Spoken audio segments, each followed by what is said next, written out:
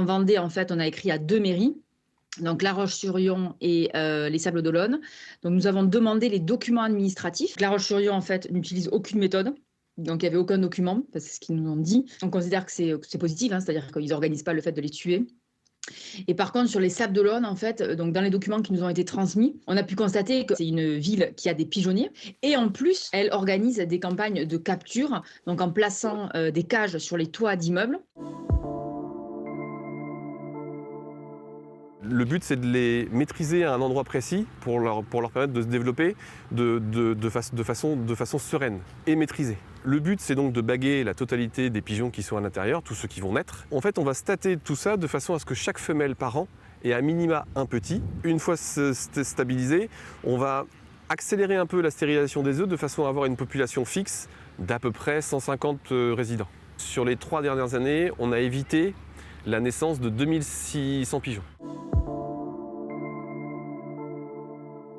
Les pigeonniers, c'est très important parce que c'est une méthode qui est pour nous éthique et efficace et qui est assez répandue. Pour que ça réussisse, si je puis dire, il faut que la ville entretienne le pigeonnier. Les Sables-d'Olonne a un pigeonnier et l'entretient, mais malheureusement, elle autorise le prestataire à en profiter pour tuer certains pigeons.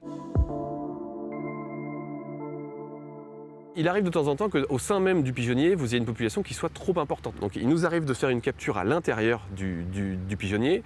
Les pigeons sont ramenés chez nous, en Sarthe. Ensuite, ils sont mis en volière et en fait, on les réadapte à la vie au pigeonnier. Au moment où on va poser le pigeonnier à un endroit précis, on a besoin que les pigeons qui vont être mis à l'intérieur, ce qu'on appelle des appelants, soient habitués à vivre au pigeonnier, voire qu'ils aient déjà eu des petits même au sein de ce pigeonnier.